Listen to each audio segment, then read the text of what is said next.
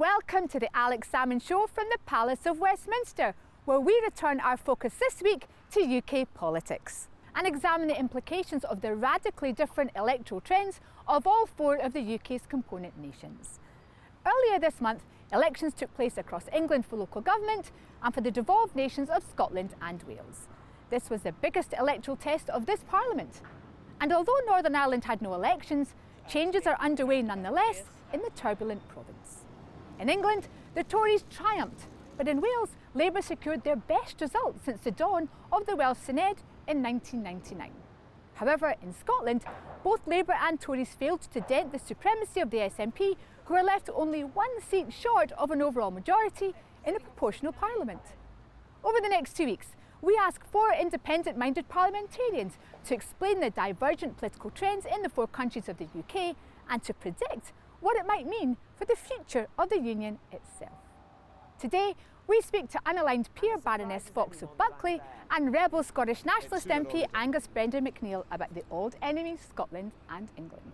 Are their political paths destined for divergence?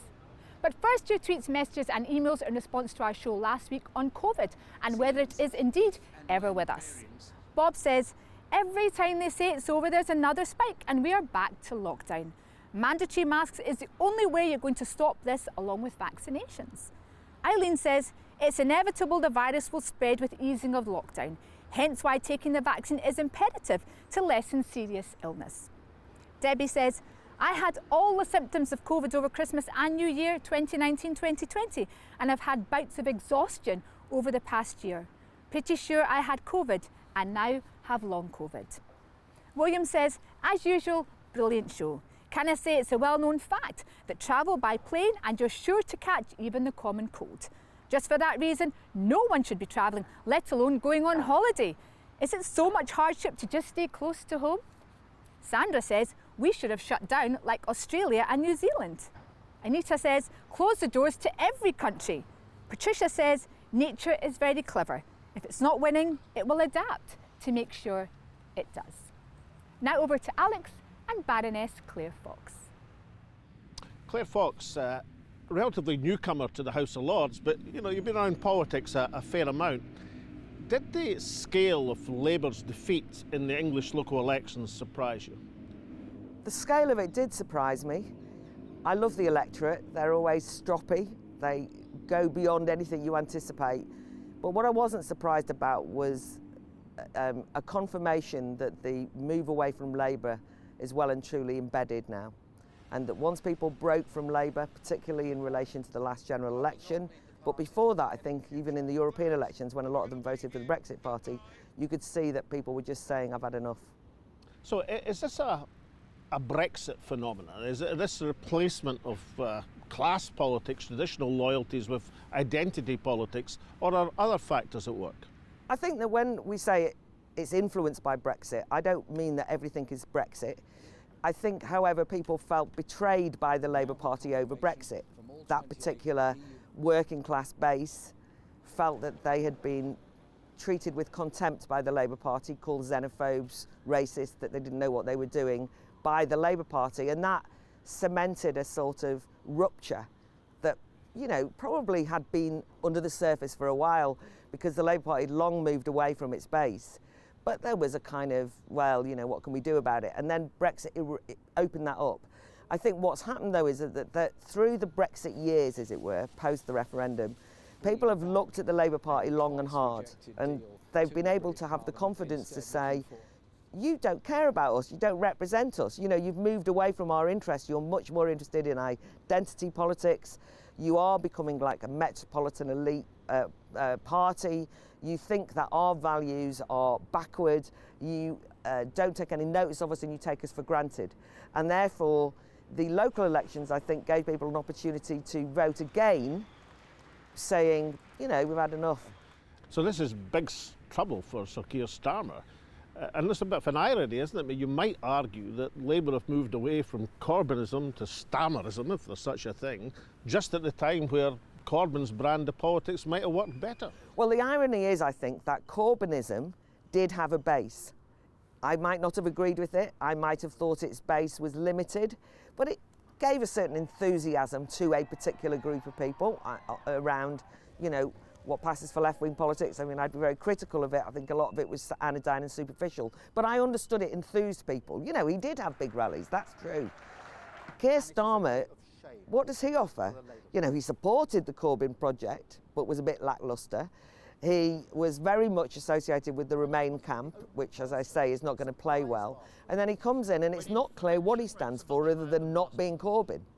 They could have found a way of being a different party, but they didn't. And I think it's gone. That's the main thing I'm saying is, if Labour is finished in Scotland, and I think that the lesson is that Labour, when I used to have mates in Scotland, spend every summer there, the Labour Party were the dominant party. I could never imagine in those days that there would anything other than Labour domination.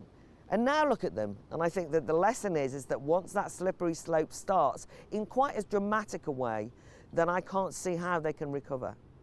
Well, let's look at the other nations of the United Kingdom. I mean, you're a flint lass yourself, but is Wales not a bit of a paradox? I mean, Wales was as Brexit inclined as England, and yet Labour emerged triumphant in Wales. And I'm prepared to say that I don't entirely understand that, because everybody I know in Wales is actually fed up with Labour. But it's one thing that we have to take into account, and this is why the electorate isn't owned by anyone and they'll do what they want, is that Mark Drakeford, who I don't think people took particularly seriously as the First Minister in Wales, but since the pandemic started, he's been on the television every single day. And there has been a sense of paternalistic regard. You know, there's a kind of like, he's looked after us, he's got us the vaccines. I mean, there's a huge amount of criticism that one could make of the handling of the pandemic in Wales, but so there is in Scotland and so there is in England, right? But I do think the elections happened at the end, where there was light at the end of the tunnel, where people could think, you got us through this. You know, we didn't all die, and we're kind of going to see the end of this. So I think there was a certain gratitude. He benefited from incumbency in that regard. Labour can't survive on a Welsh Labour vote, though. That's absolutely certain. Now, let's talk about Scotland. I mean, your observation from the benches in the Lords. I mean, how do you think the Tory government's going to deal with Scotland? What's the cunning scheme has Boris Johnson got in his back pocket to put down the pesky Scots? Well, bear in mind that I'm a unionist, and so you and I won't agree on this question. I think that one of the things that's interesting is how defensive the government are, actually how defensive the Labour Party are, on the question of Scottish nationalism in particular. As it happens, you can see it a little bit in relation to the Northern Irish question as well. And I think there is a democratic dilemma. It's a democratic dilemma for me. I mean, you have to rule by consent. I, however, think that what will happen is that they simply won't afford a referendum. They just won't give one. And there is a problem for the Scottish Nationalist Party, it seems to me, or, you know, the Scottish Nationalist cause, which is that Nicola Sturgeon made it very clear in this election that if you voted for her, you were not voting for a referendum. She made that clear. You were voting for the record of the government in relation to how she'd run the country, right? And if you want, the incumbency question then matters. Well, So, I think Nicola, let's be fair to Ms Sturgeon, that I think what she argued was they weren't voting for a referendum immediately, but voting for one after the pandemic was over. Well, that was not, I mean, I certainly know, well, let's put it this way. I know lots of people in Scotland who voted SNP.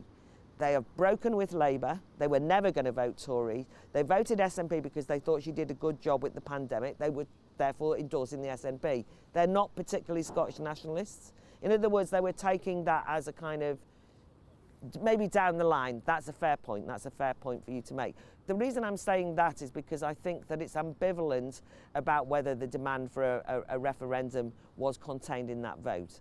And it's a little bit like, do we take that the Tories have just done brilliantly in the election to mean that everybody thinks that Boris Johnson and the Tories are absolutely the most brilliant people to run the country, the United Kingdom? And I think it's more complicated than that.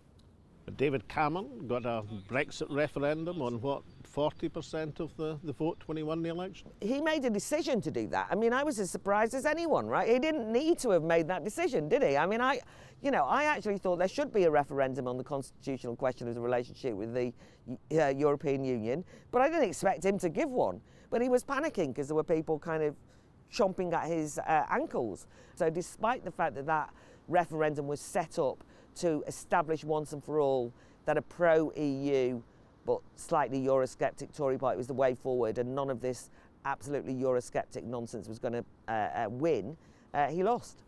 Now, Claire Fox, I'm dying to ask you this.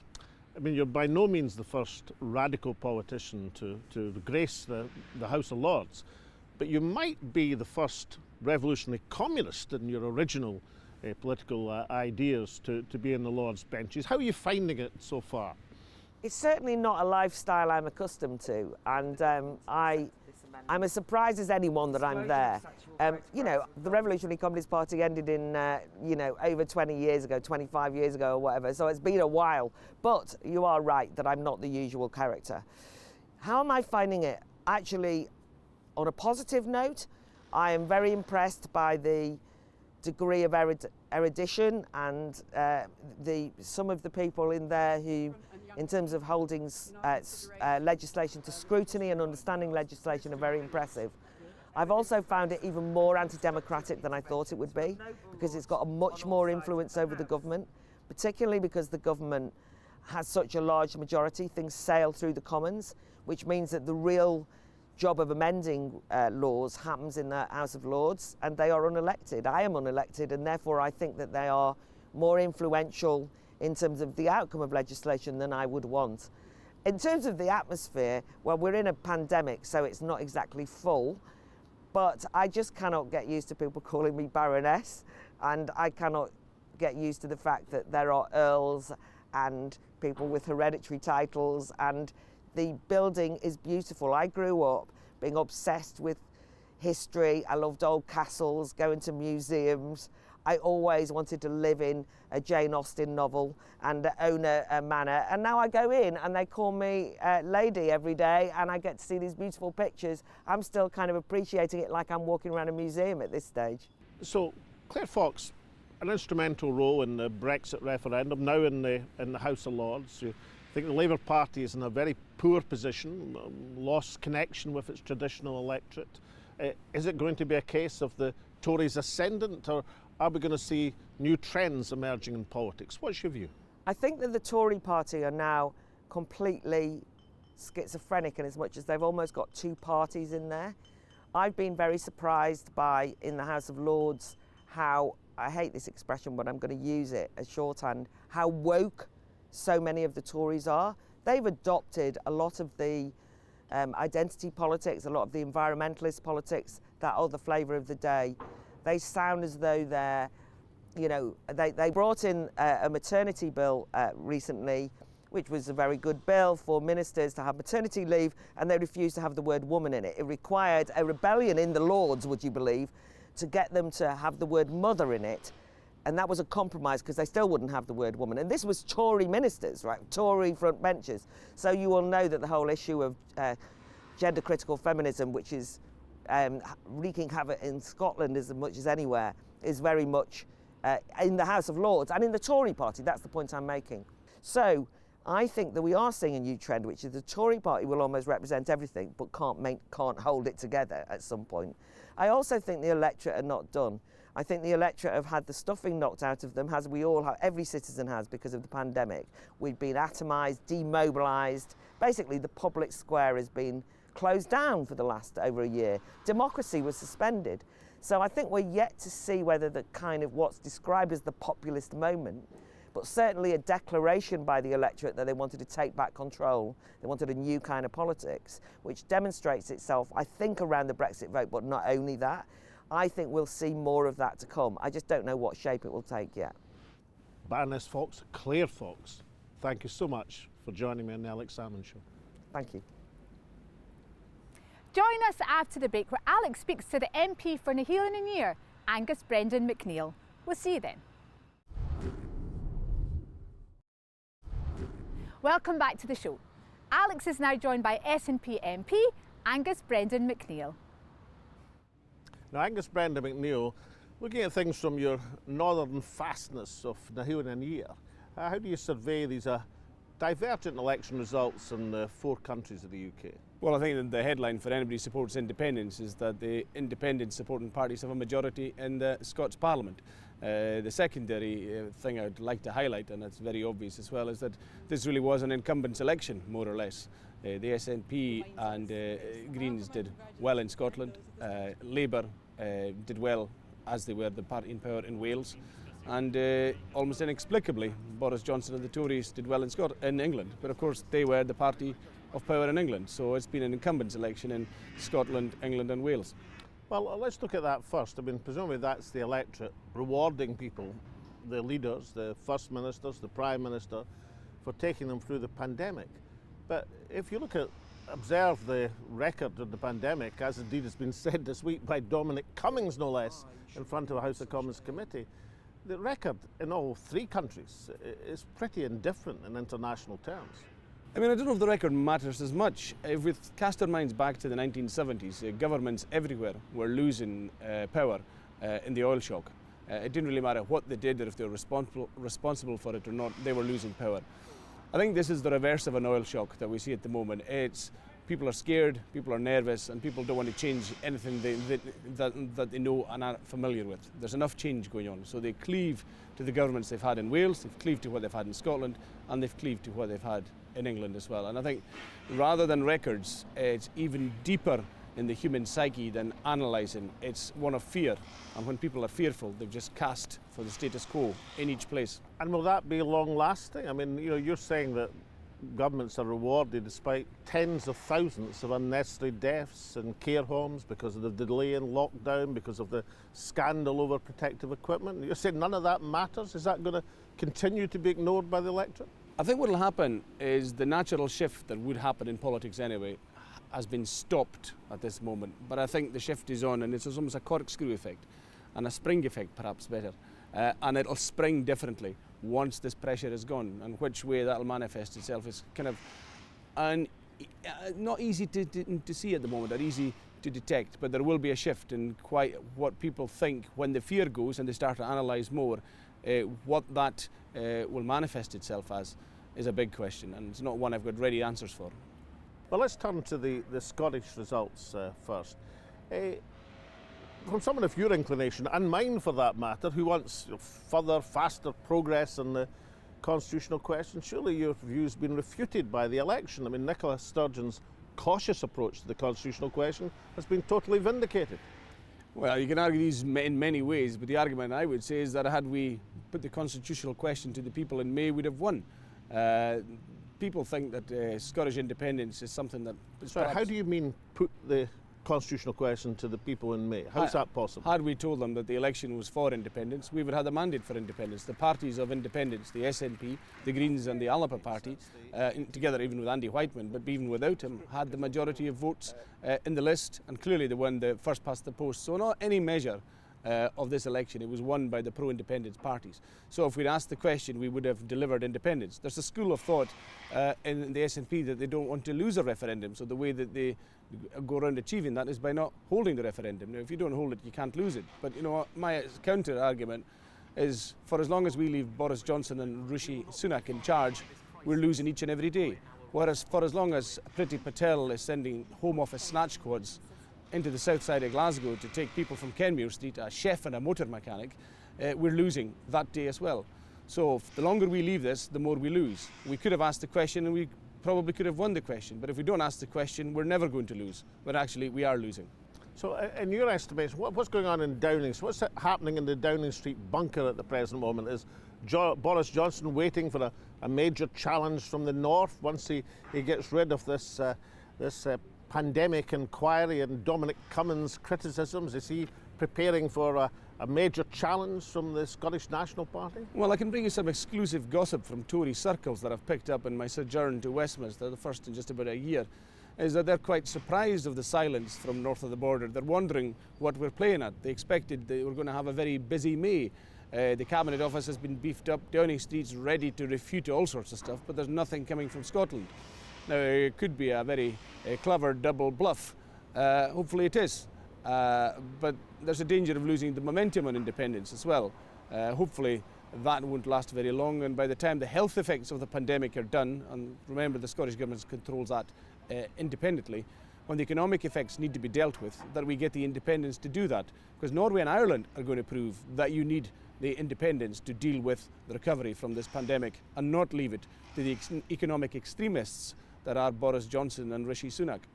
But isn't Nicola Sturgeon right that the people would, generally speaking, want a government to deal with the pandemic first and then move on to other issues such as the constitution or whatever fascinates them, as opposed to apparently subordinating recovery from the pandemic to some constitutional ambition? I mean, of course, Nicola Sturgeon is right. As my party political leader, I'm bound to say that, of course. But, you know, I think we can walk and chew gum. We need to use our left foot and our right foot. We need to recover from the pandemic, but also be prepared to do that on our terms and not Westminster terms.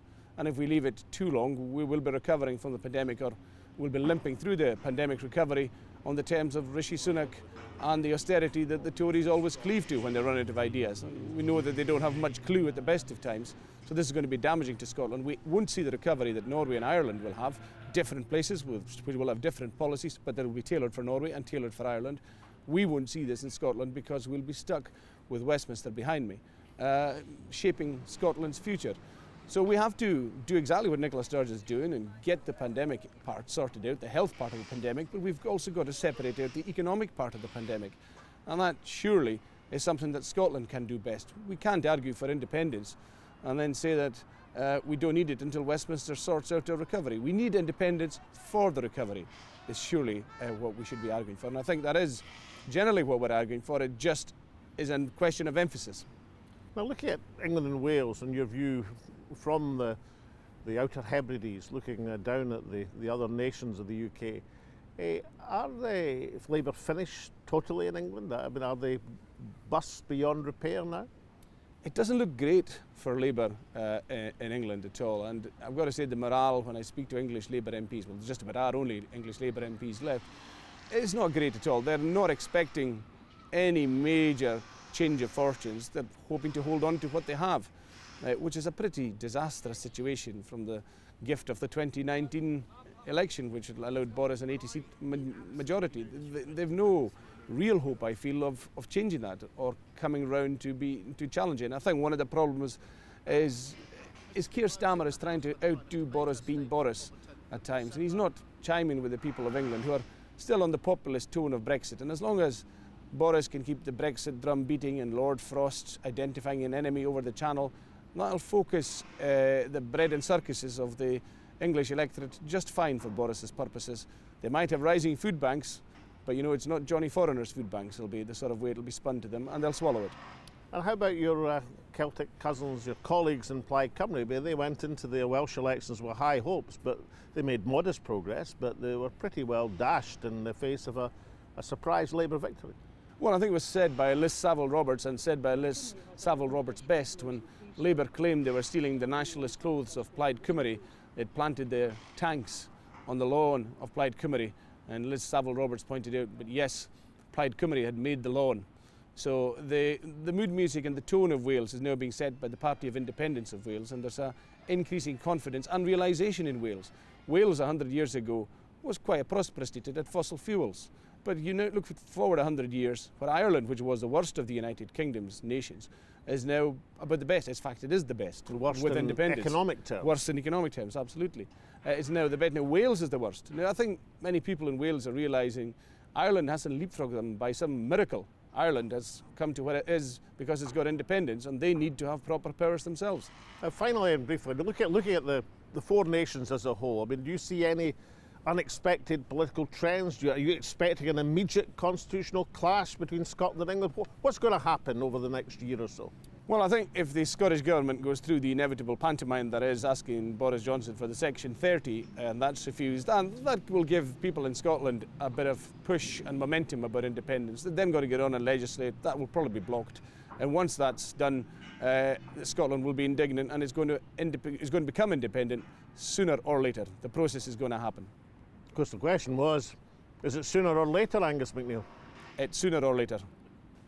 Angus Brendan MacNeil, the Member of Parliament for Hill and Year, thank you so much for joining me again on the Alex Salmond Show. Thank you. Our guest detected in the election results a pattern, with the incumbent government being rewarded for the handling of the COVID pandemic. This may not be entirely rational, given that with the exception of the competent vaccination programme across all countries, most observers and certainly statistics would indicate that across Scotland, Wales and England, handling of the pandemic was similar and indeed below average in international terms. However, irrational motives are perfectly legitimate ones for the public to decide to return governments to power. The results, however, are still of importance. The scale of Labour's defeat in England will disabuse any notion that a return to respectability under Sir Keir Starmer's leadership will, in and of itself, be anything like enough to restore Labour's fortunes. Labour looks destined for a radical shake-up or much factional bloodletting, or both. However, the success in Wales does provide Labour with evidence that it is not in inevitable decline in the post-Brexit age of identity politics. More of that next week. In Scotland, with a record poll for the Parliament and a decisive independence majority between the SNP and the Green Party, the results should point to a major constitutional showdown with Westminster sooner rather than later. However, Angus MacNeil is by no means confident that any such move from Scotland will be early, decisive or even forthcoming. And so the end result of these dramatically varying election results may be to leave things very much as they were before the elections. Plus ça change, plus c'est la même chose. But for now, from Alex, myself and all at the show, it's goodbye, stay safe, and we'll see you all again next week.